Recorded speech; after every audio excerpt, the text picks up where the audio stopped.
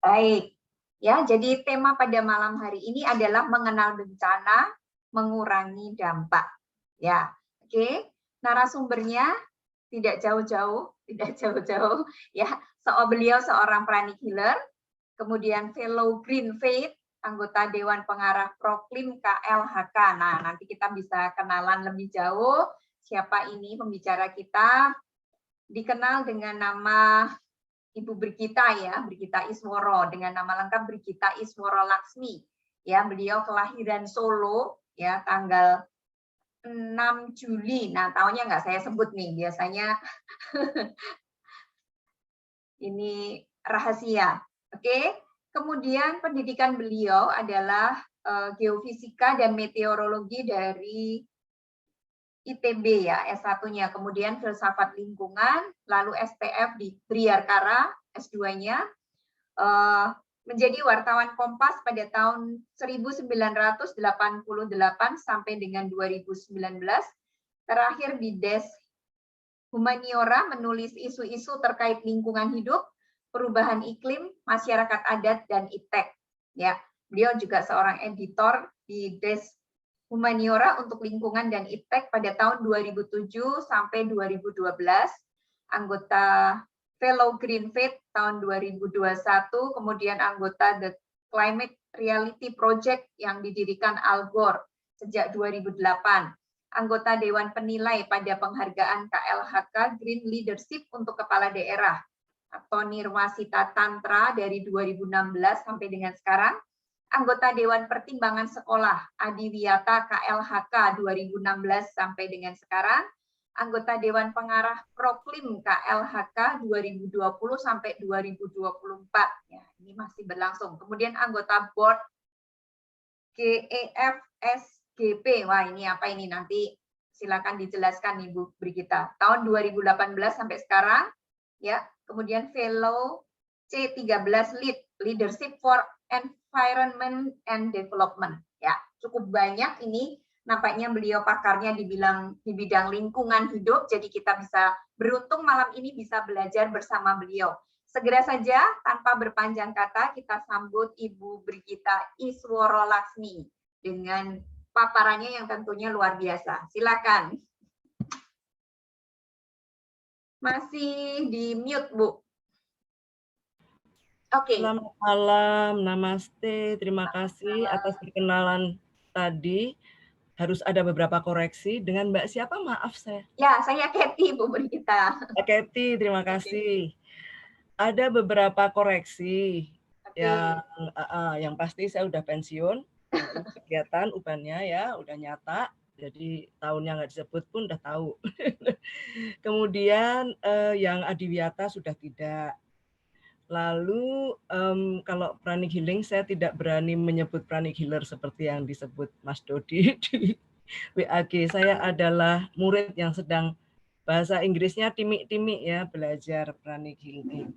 Saya beruntung sekali di komunitas ini karena tadi siang saya dari pagi itu alergi saya kumat dan luar biasa, saya ngocor terus dan kepala saya udah pusing sekali. Akhirnya saya tidak tahan, saya minta tolong, Mas Dodi tolong dong saya di healing. Langsung mampet. Terima kasih Mas Dodi. Ya mari tidak berpanjang-panjang. Oh ya, yang satu lagi, oh ya Adiwiyata udah enggak. Oke, saya akan memulai. Ini adalah topik yang mungkin aktual bagi kita karena Jumat lalu kita merasakan goyangan ya. Jumat lalu ya kita digoyang gempa di Jakarta. Dan hari ini kita akan bicara soal bencana. Ini adalah cerita keseluruhan dari bencana yang akan kita hadapi atau yang potensi kita hadapi di Indonesia. Oke, saya akan share screen. Terima kasih. Ya, sebentar.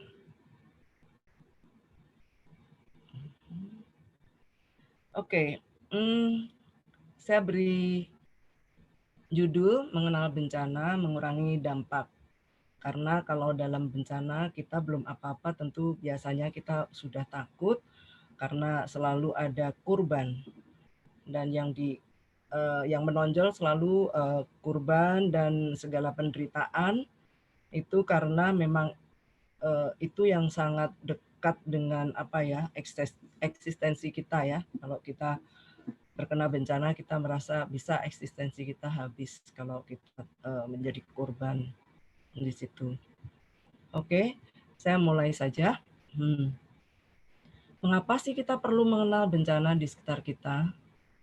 Karena dengan mengenal, kita akan mampu mengurangi dampak atau akibat bencana terhadap kita, dan diharapkan kita bisa beradaptasi menyesuaikan cara hidup kita dengan kondisi tersebut.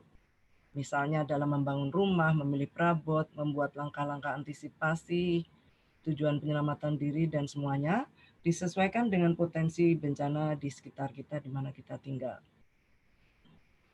Nah, kalau mengenal, kita diajak untuk menyadari dan memiliki kewaspadaan.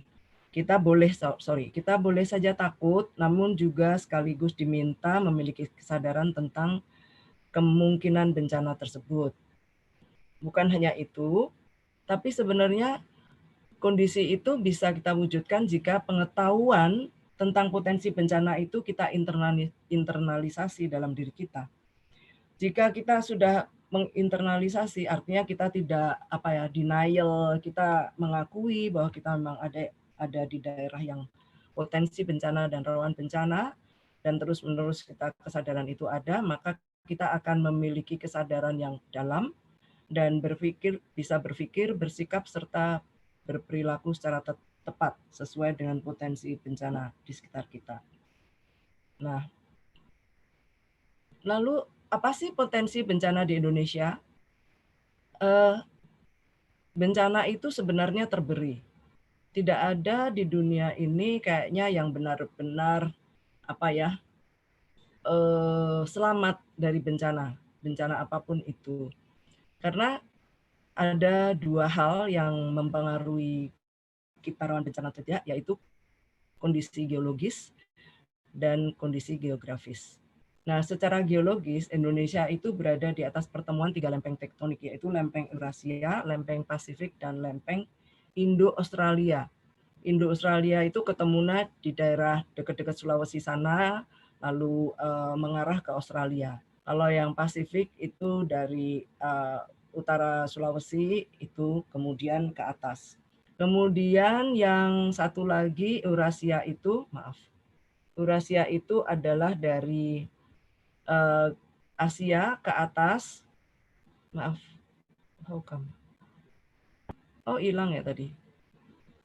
Oke. Dari Asia ke atas, dan itu dibatasi oleh pegunungan Himalaya. Nah, kenapa potensi kondisi geologis itu sangat berpotensi? Karena 3 lempeng itu selalu bergerak. Jadi sebenarnya kita bukan diem, tapi karena geraknya itu untuk ukuran bumi yang sedemikian gede, geraknya itu setahun itu ada yang paling cepat, itu 12 cm per tahun. Jadi bergerak 12 cm per tahun. Itu yang paling cepat ada di Australia, ke arah Asia. Kemudian yang paling lambat itu yang dari Asia. Nah, itu 7 cm per tahun. Itu sangat bervariasi di setiap tempat, di setiap titik. Itu sangat-sangat bervariasi. Nah, karena variasi itu, bayangkan kalau satu lempeng bergeraknya beda-beda, maka dia akan bisa terjadi pelintiran, lengkungan, puntiran gitu. Dan itu gede banget dan saling mendekati. Ada yang karena bergerak mendekati, maka buntutnya itu meninggalkan lempeng yang lain. Itu complicated seperti itu. Yang pasti di dalam pertemuan-pertemuan itu bisa kita kenali dengan adanya deretan gunung berapi. Gunung api, bukan gunung berapi. Gunung api. Jadi kalau dilihat dari rentetan gunung api, tarik aja garis gitu. Nah, itulah tempat lempengan-lempengan itu masuk sejajar dengan itu. Dekat dengan itu. Nah, kemudian kondisi geografis. Ini kayaknya kehapus. Dengan kondisi geografis, kita berada tepat di kita adalah negara terpanjang yang garis khatulistiwanya ada dalam negara. Dibandingkan negara manapun, kita adalah yang terpanjang garis khatulistiwanya. Dan kita ada 6 derajat di utara khatulistiwa, 11 derajat di selatan. Menurut teori, kita tidak terkena tornado karena ada gaya yang membuat angin-angin itu berbalik ke kutub selatan dan berbalik ke arah utara dan berbalik ke arah selatan. Jadi putaran angin harusnya tidak menerjang ke Khatulistiwa. Tapi karena perubahan iklim, ternyata itu teori itu mulai agak goyah. Sekarang kita pernah merasakan angin topan yang besar sekali di Flores waktu itu. Oke. Nah, adaptasi itu bisa diwujudkan jika pengetahuan itu udah ya, mampu meredam dampaknya ini yang tadi. Dan kemudian selanjutnya ini ya 6 derajat dan 11. Dan kita berada di antara dua samudra besar, Samudra Pasifik dan Samudra India. Dua-duanya itu samudra yang besar, lebih besar dari Atlantik. Dan dua samudra itu merupakan bagian dari mesin iklim. Maksudnya apa? Karena dua samudra itu menguap karena dia besar, maka uap airnya itu gede sekali. Maka uap airnya yang banyak itu mempengaruhi musim hujan dan musim kering dan sebagainya.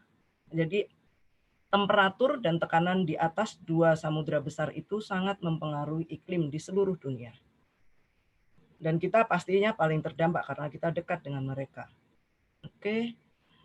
Nah, bencana yang dibawa akibat kondisi geologis tadi adalah gempa bumi. Karena tadi ya bergerak-bergerak itu kalau tubrukannya udah, jadi kalau dua lempeng ini ketemu gini, yang satu masuk ke yang lain, pasti itu masuk. Ada yang masuk, ada yang di atas. Nah, kalau masuk gini, kecepatan di sini berbeda dengan kecepatan di sini, maka dia akan bisa lama-lama tek gitu. Nah, pada saat dia truk patah itulah terjadi gempa. Karena dia kemudian mencari keseimbangan baru dia diem. Kalau udah mapan gitu ya, dia diem. Nah, itulah yang menyebabkan gempa bumi. Kemudian kalau letusan gunung api itu diakibatkan ada magma di bawah yang selalu. Nah, magma itu terjadi karena gesekan-gesekan ini, maka di sini muncul magma. Biasanya di sini. Nah, gunung apinya di sini. Ini garisnya di sini, garis pertemuannya di sini. Dia masuk. Nah, di sini ini ada karena gesekan-gesekan tadi, maka dia panas, dia cair, dia jadi magma. Dan ini keluar jadi gunung api. Nah, kemudian geologis itu juga bisa menyebabkan tanah longsor, banjir bandang, dan sebagainya. Semua wilayah Indonesia rentan terhadap gempa bumi. Hanya Kalimantan Selatan dan Barat. Kalau timur itu masih kena, karena dia kena yang dari timur, yang Indo-Australia. Karakter bencana dan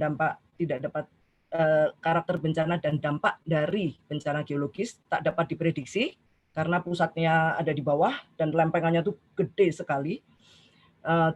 Bisa terjadi anytime dan biasanya berlangsung dalam waktu singkat, setengah menit, 1 menit itu udah lama sekali, 2 menit apalagi, menimbulkan kehancuran karena tenaganya itu gede sekali tadi, maka banyak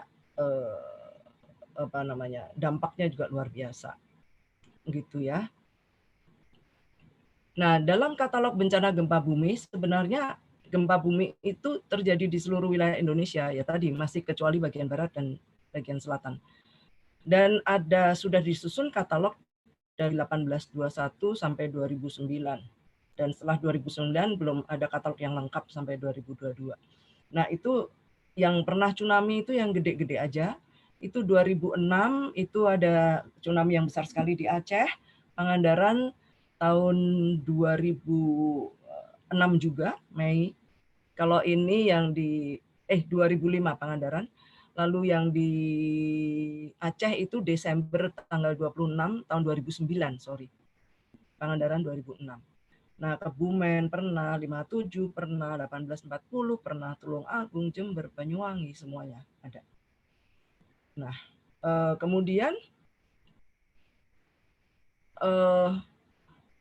kalau bencana hidrometeorologis, kenapa dibilang hidrometeorologis? Karena yang menyebabkan bencana itu akibat proses-proses meteorologi. Proses meteorologi itu adalah proses-proses yang terjadi di lapisan udara yang atas di daerah stratosfer, maka dia itu tekanan dan banyaknya uap air, banyaknya pemanasan, temperatur dan banyaknya uap air itu yang mempengaruhi kemudian arah angin, mempengaruhi hujan dan sebagainya. Nah, kenapa disebut hidrometeorologis? Karena disebabkan oleh fenomena meteorologi dan melibatkan air yang banyak, maka disebut hidrometeorologis. Yaitu banjir, tanah longsor, puting beliung, kebakaran hutan dan lahan kalau sedang kekeringan, karena posisi kita tadi di Katulistiwa dan di antara dua samudra besar, maka kita memiliki dua musim, musim hujan dan musim kering. Nah, di musim kering kita kekeringan, di musim hujan kita bisa banjir, tanah longsor, dan di antara keduanya ketika arah angin itu akan berganti, itu sering terjadi puting beliung. Karena arah angin itu setiap musim itu tergantung pemanasan dan putaran bumi itu, maka dia berubah arah anginnya. Nah, musim kemarau, kekeringan, kebakaran hutan dan lahan, kita selalu ingat ya, bisa sampai ribuan hotspot di hutan-hutan yang menjadi potensi kebakaran hutan dan lahan. Karakter dan dampak dapat diantisipasi berlangsung dalam jangka lama. Banjir bisa singkat kalau tanah longsor dan banjir bandang. Timbul korbannya karena tenggelam, terbawa arus, tertimbun longsoran, atau terkena asap ya kalau karhutla. Nah, seperti itu. Sebenarnya bencana itu sudah dikenali oleh nenek moyang kita, oleh mbah-mbah kita, gitu, dan banyak cerita.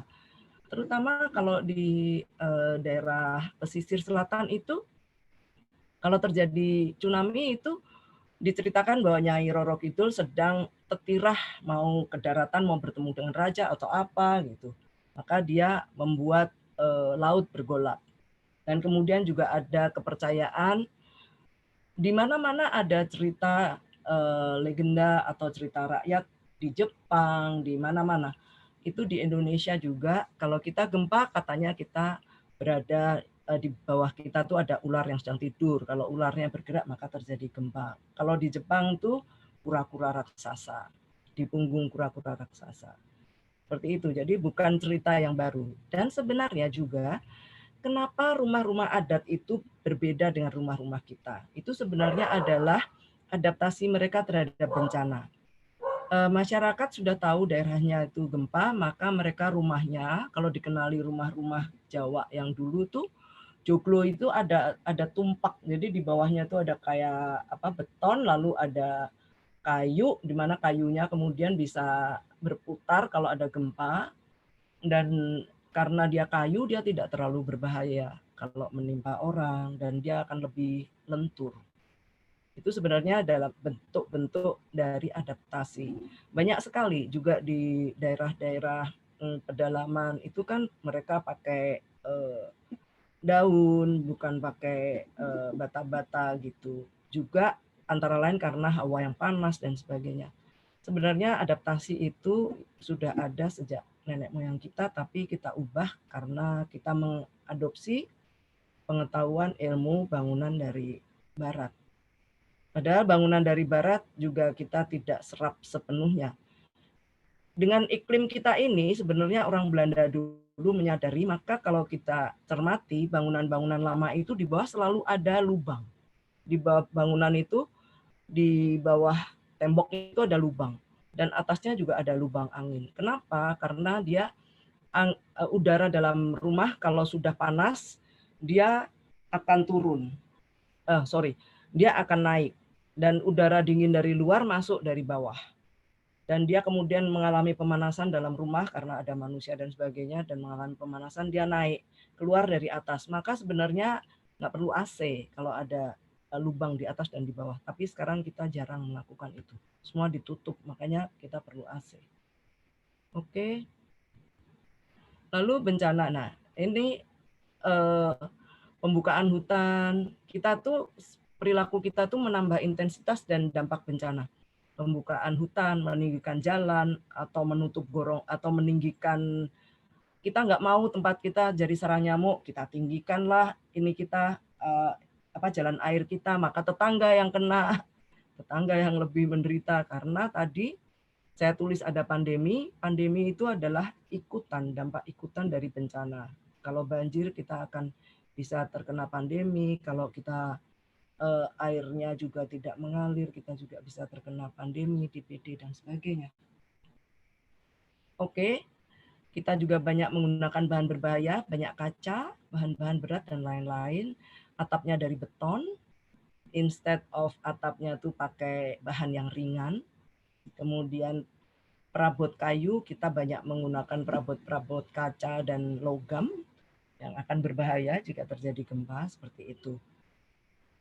Nah, fenomena perubahan iklim itu juga akibat kita sudah banyak dibahas beberapa waktu lalu, karena kita menghabisi hutan dan sebagainya, maka frekuensi angin topan dan tornado di negara-negara 4 musim itu dulu hanya 3-4 kali setahun, sekarang bisa 10 sampai 12 kali, 15 kali setahun, dan kekuatannya berlipat-lipat. Oke. Nah, bagaimana kemudian dalam menghadapi bencana-bencana tersebut?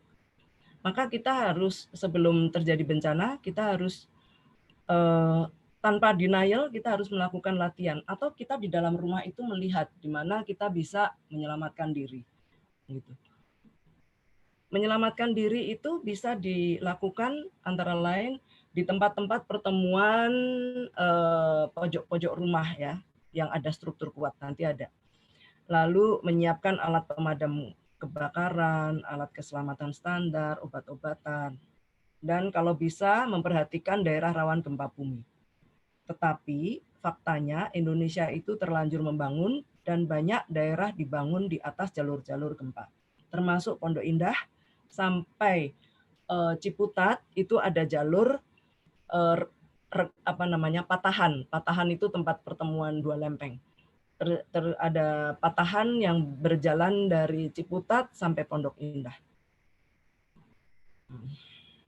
Tapi ya sudahlah, mari kita belajar beradaptasi.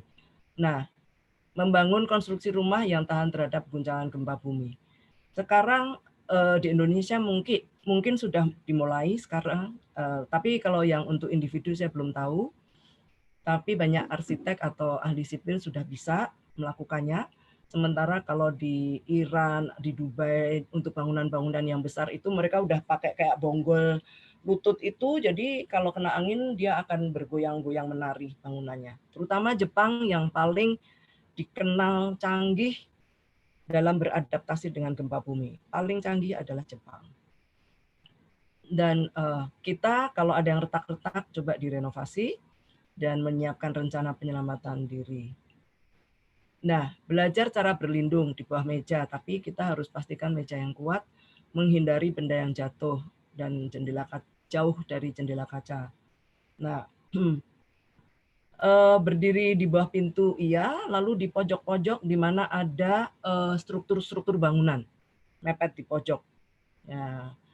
Kalau ada yang namanya segitiga yang aman itu adalah ketika benda itu jatuh, jadi ini adalah tempat tidur, benda itu jatuh begini, misalkan lemari jatuhnya begini, kita tuh bisa berbaring mepet di tempat tidur. Itu juga termasuk daerah yang bisa aman dipakai untuk berlindung.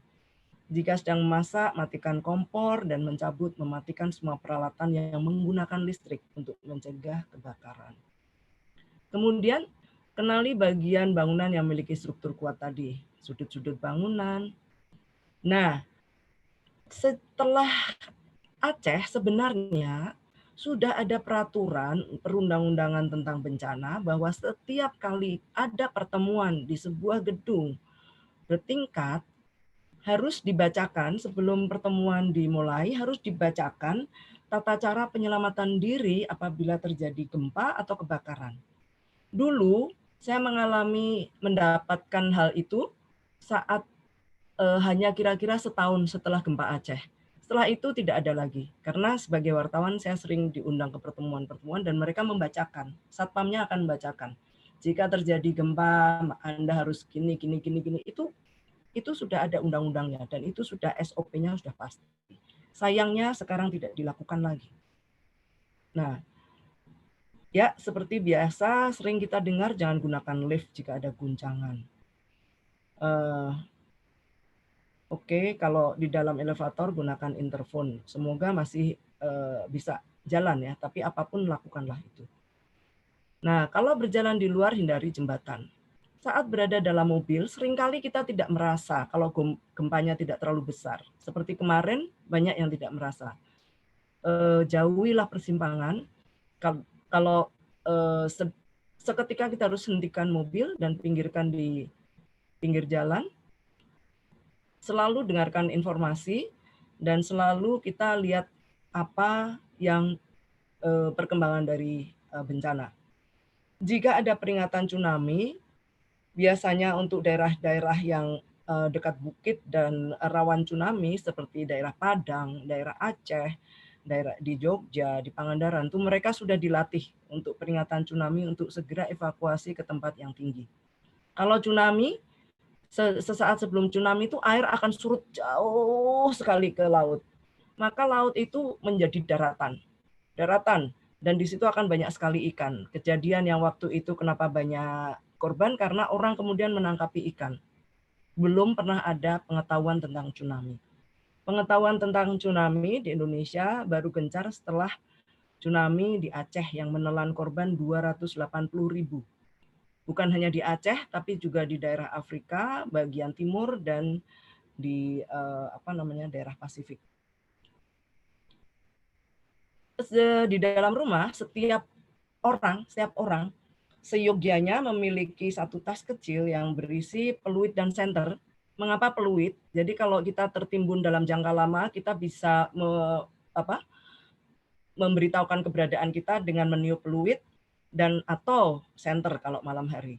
Dan ada baterai cadangan, juga biskuit kering yang tahan lama, P3K, dan air minum. P3K seyogyanya ada seperti obat merah dan pembalut atau apa untuk menekan perdarahan dan sebagainya.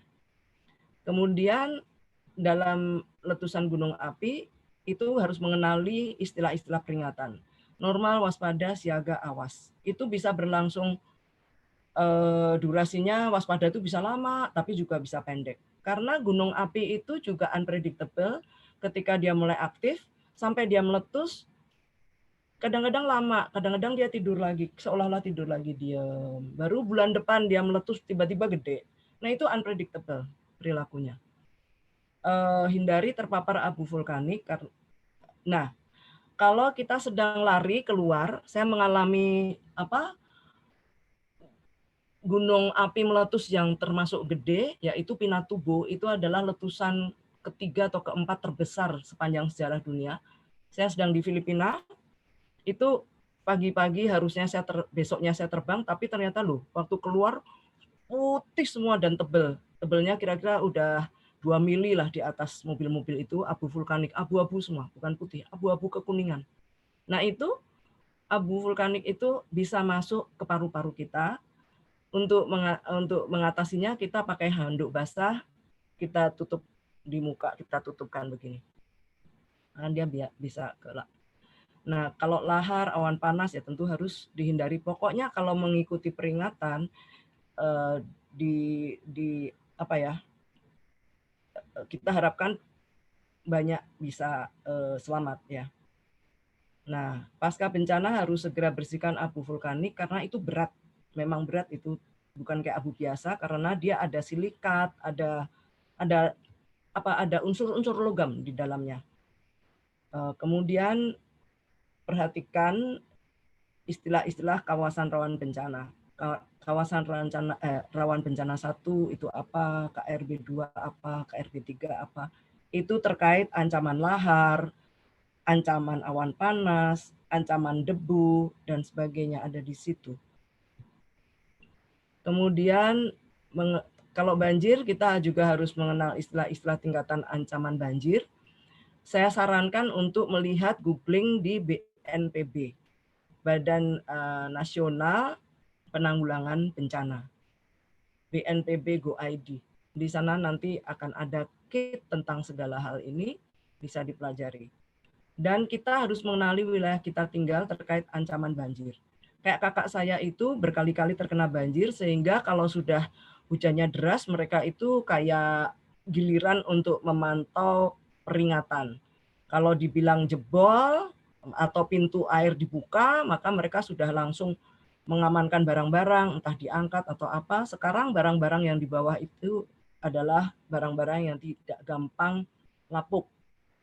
Nah, kalau punya perahu karet, alangkah bagusnya. Kalau ada lantai 2, di lantai 2. Tapi harus usahakan ya, kita jangan sampai kehabisan baterai HP. Karena HP itu penting untuk berkomunikasi, untuk bisa mendapatkan bantuan.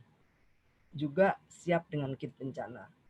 Nah, antisipasi umum terhadap bencana, simpan dokumen di tempat yang mudah dijangkau dan aman dari terjangan banjir. Kalau untuk gempa juga, pokoknya dokumen itu jadikan satu. Dan yang sangat penting saja, misalkan akte rumah, akte perkawinan, dokumen lahir, karena akte kelahiran itu penting sekali untuk mengurus yang lain-lain. Pikirkanlah apa yang paling penting. Nah itu, tapi jangan juga terlalu berat untuk dibawa. Karena kalau kemudian terlalu berat untuk dibawa, kita bisa-bisa terlambat menyelamatkan diri. Apabila kondisi dan resource kita memungkinkan, coba pertimbangkan apakah bisa membuka asuransi bencana. Ada bencana kebakaran, ada bencana alam, dan sebagainya. Banyak ini urusannya di situ. Jadi, terima kasih. Namaste, sudah bersedia mendengarkan paparan saya yang sangat belum lengkap ini. Jadi boleh kita ngobrol. Terima kasih. Baik, terima kasih paparannya yang luar biasa. Ini Bu Brigita Ismoro berusaha untuk menampilkan dengan cukup baik ya tentang bagaimana bencana dan bagaimana kita bisa beradaptasi. Kayak tadi kata adaptasi itu karena ya kita berada di tidak bisa menghindar ya. Jadi kita harus mau tidak mau harus belajar ini. Baik, segera saja silakan teman-teman yang ingin bertanya. Kebetulan ini ada satu pertanyaan ya, ini tadi terkait bagian barat dan bagian selatan itu apakah hanya di Pulau Kalimantan saja, Bu? Oh, ini yang daerah yang tidak kena gempa itu tadi kayaknya. Ya. Oh iya. Ya. Ya, karena kalau dilihat dari peta, tadi ada peta ya, sebentar. Peta tadi mana ya? Nah, saya akan tampilkan peta. Masalahnya nih kenapa jadi kecil ya? Full screen. Share screen, full screen. Oh, malah hilang. Sebentar. Ini nggak ada petunjuknya full screen. Sebentar ya. Kok jadi kecil dia? Iya. Sebentar. Gimana ini? Kelihatan kok ini. Hah? Kelihatan?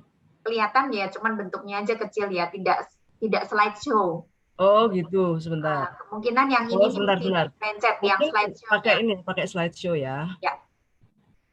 Kelihatan? Oh ya, kelihatan sekarang gede. Ya. Ini ya, saya akan jelasin gambar ini. Nah, ini dia makhluknya. Ini loh Mbak, yang hitam-hitam bergerigi kayak gergaji. Ini adalah jalur masuknya lempeng. Lihat ya. Bisa melihat yang ada gerigi-gerigi hitam. Ya, kelihatan. Nah, lihatlah bahwa di seputar Kalimantan ini tidak ada. Seputarnya nggak ada gerigi-gerigi. Ya. Ya. Nah, tapi gerigi yang di timur ini dekat dengan Kalimantan, yang pendek ini. Ini kalau nggak, ini Sulawesi ya. Nah, ini gempa yang terjadi di gerigi yang pendek di timur Kalimantan ini bisa menggoncang Kalimantan. Tapi bagian timur aja. Dan tidak terlalu besar. Itu pernah terjadi tahun 2000 sekian ya, pernah terjadi. Dan itu sebenarnya fenomena bahwa timur Kalimantan itu bergerak, ikut goyang ya, bukan sampai magnitudo. Magnitudo itu adalah energi yang dikeluarkan. Nanti kalau kita membaca magnitudo, kalau magnitudo di atas 8 itu pasti terjadi kerusakan berat. Magnitudo 9 itu yang terjadi di Aceh. Itu roboh. Roboh jadi sempal ya. Kalau orang Jawa bilang tuh somplak gitu tuh gede yang somplaknya. Tapi di bawah laut, pertemuannya tuh di bawah laut. Maka airnya tersedot ke bawah karena dia somplak gini, airnya turun. Nah, itu yang menyebabkan tsunami. Nah, kalau terjadi di bawah laut, ini tunjaman lempengnya ini terjadi di bawah laut, dan yang somplak itu yang di bawah laut dan agak di tengah, jaraknya agak jauh, serta somplaknya gede, itu mengakibatkan tsunami. Karena hampir seluruh tunjaman itu memang berada di laut. Cuma biasanya 10 km itu disebut dangkal. Gempanya dangkal. Kalau dangkal dia tidak mengakibatkan tsunami. Jadi tunjaman-tunjaman itu terjadi sekitar berapa ya, di atas 3 km dari atas permukaan daratan itu, dan itu biasanya tunjaman itu adanya di laut. Tunjaman yang kita lihat ya garisnya itu di laut, tapi karena dia masuknya miring, lempeng yang satu di atas yang lain. Mengapa begitu? Nah, karena lempeng yang satu dengan yang lain itu tingkat kepadatan dan kekerasannya berbeda. Jadi mereka yang padat dan keras itu dia akan masuk, sehingga yang lembek itu akan tergerus. Nah, tergerus itu menimbulkan panas dalam gerusan itu, dialah yang kemudian menjadi magma, dan tonjolan-tonjolan ini menunjukkan deretan gunung api. Gunung api itu tidak harus berbentuk muncung, terus kemudian ada mengeluarkan asap atau apa, enggak. Bisa ada yang datar, tapi sebenarnya di bawahnya ada magma yang bergolak. Tapi dia atasnya datar karena si magma itu belum keluar. Jadi gesekan-gesekan itu sudah menyebabkan magma yang panas di bawah sini, tapi dia belum tembus ke atas karena tekanannya belum gede. Makin panas, makin tambah gede, tekanannya gede, maka dia akan jebol dan baru membentuk kuncup-kuncup tadi, karena lelehan lavanya tuh begitu keluar deledek kalau bahasa Inggrisnya, keluar dia baru deket sini, terus dia padat, membeku, naik lagi membeku. Nah, itu yang membuat kenapa dia tinggi, karena lavanya nggak cair terus beber kemana-mana, nggak, karena baru deket dia udah membeku, makanya kenapa gunung itu bentuknya seperti itu. Semakin kental magma yang keluar dari itu, maka dia akan membentuk lebih tinggi. Kalau di Hawaii itu bentuknya datar-datar, nggak terlalu tinggi gunung-gunungnya. Karena magmanya cair. Lebih cair, lebih lembek, lebih cair. Jadi paham ya, kenapa selatan ini dan barat ini tidak gempa, karena dia jauh. Tenaganya itu sudah diserap oleh Sumatera dan diserap oleh Jawa. Hentakannya itu sudah diserap oleh Sumatera dan Jawa. Dalam bentuk perusakan-perusakan itu bentuk lain dari tenaga. Tenaga yang berubah menjadi kerusakan-kerusakan itu. Sementara kalau yang di kenapa dia hilang? Oh sorry, ke atas. Sementara kalau yang di timur tadi itu dia nggak ada, yang di sini nggak ada. Ini pulaunya kecil-kecil. Jadi hantamannya atau tenaganya itu bablas terus sampai ke sini. Oke, begitu jawabannya.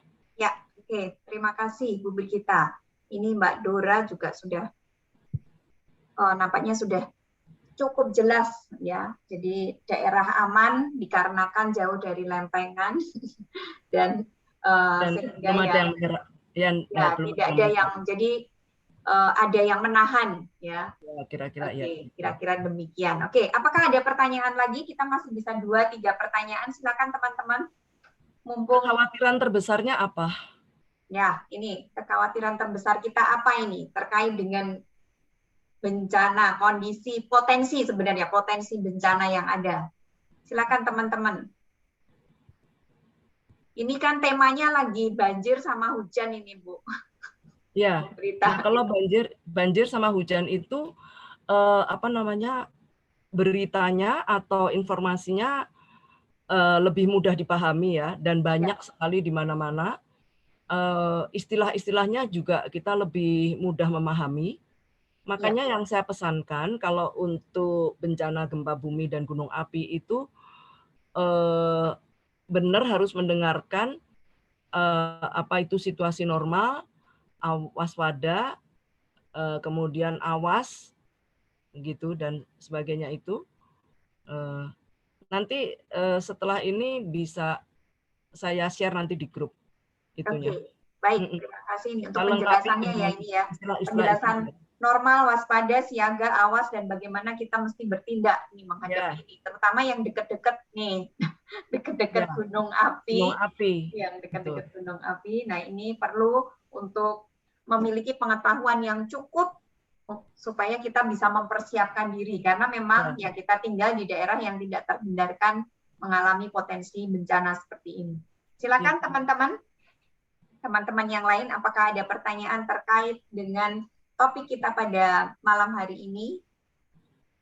Ya, kalau kita mengenal jenis-jenis bencana, ini akan mengurangi dampak, ya, mengurangi dampak yang tidak diinginkan.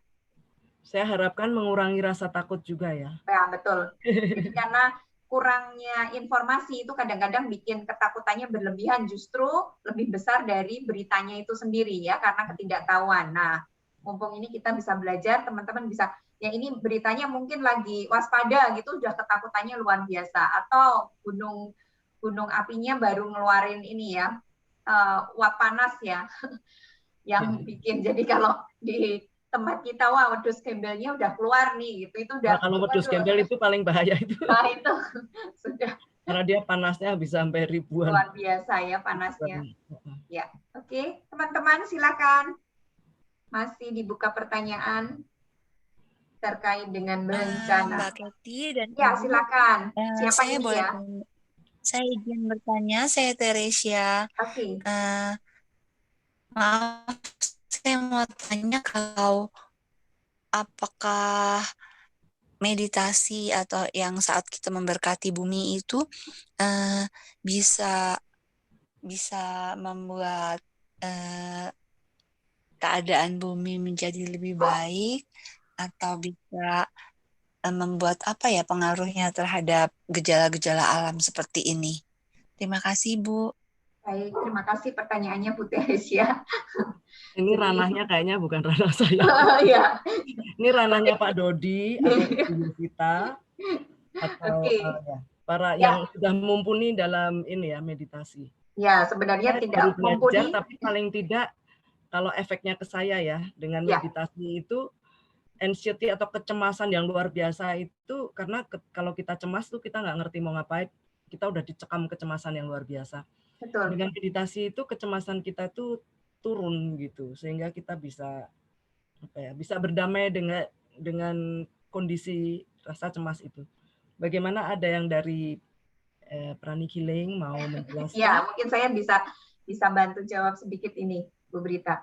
Jadi benar tadi, jadi dengan meditasi itu bisa mengatasi ya, setidaknya kita bisa mendapatkan yang namanya ketenangan batin, sehingga kita bisa menyaring informasi dengan baik. Dan tadi dikatakan apakah bisa ini membantu untuk mengurangi dampak-dampaknya. Jadi kalau kita bicara energi, ya bicara secara energi, ya tentunya apa yang kita pikirkan, apa yang kita lakukan itu berdampak. Kalau dari prinsip oneness, jadi kesatuan ya, jadi kita dan bumi itu terhubung, apa yang terjadi pada bumi mempengaruhi kita, apa yang kita lakukan kepada bumi juga mempengaruhi bumi. Jadi prinsipnya adalah kebersatuan.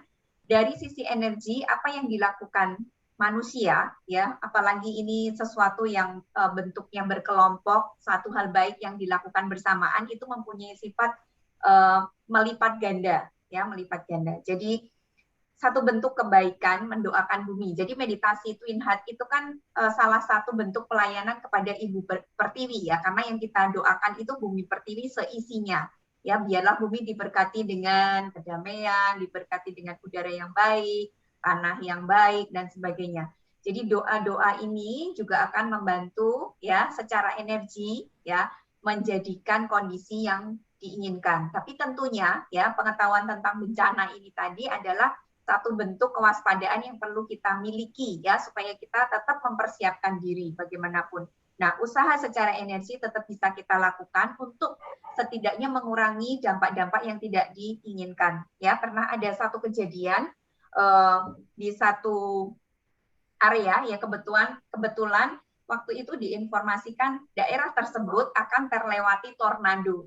Ya, kebetulan pas ada pertemuan mereka berkelompok dan akhirnya bermeditasi bersama ya. Di daerah tersebut akhirnya yang tadinya itu kan informasinya jelas ya daerah ini kalau di luar negeri jelas ini akan terlewati tornado. Nah, daerah itu pada saat mereka melakukan meditasi bersama yang terjadi adalah anginnya berbelok dan sehingga daerah itu terlewati. Nah, inilah salah satu dampak dari melakukan meditasi Twin Heart secara berkelompok, jadi menghindarkan diri dari dampak kerusakan yang lebih parah ya. Jadi ya tetap kita mengalami tetapi bisa terhindar dari itu. Nah, itu pun juga tentunya bagian dari rencana ilahi ya yang terjadi.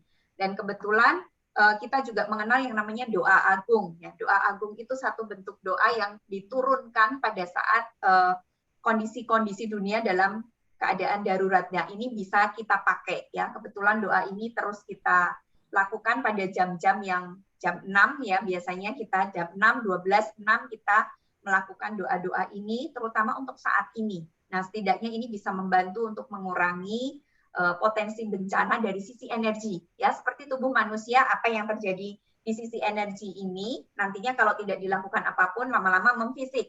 Tetapi selama ini, masih di tataran energi, kita masih bisa melakukan sesuatu. Nah, apa yang bisa kita lakukan secara energi juga pastinya juga akan berdampak. Ya, setidaknya mari kita coba lakukan bagian kita, ya biarkan alam Tuhan nanti juga yang akan mengatur apa yang harus terjadi karena bagaimanapun ini siklus yang perlu dialami ya secara keseluruhan. Oke, semoga ini bisa menjawab Bu Teresia dari sisi energi demikian.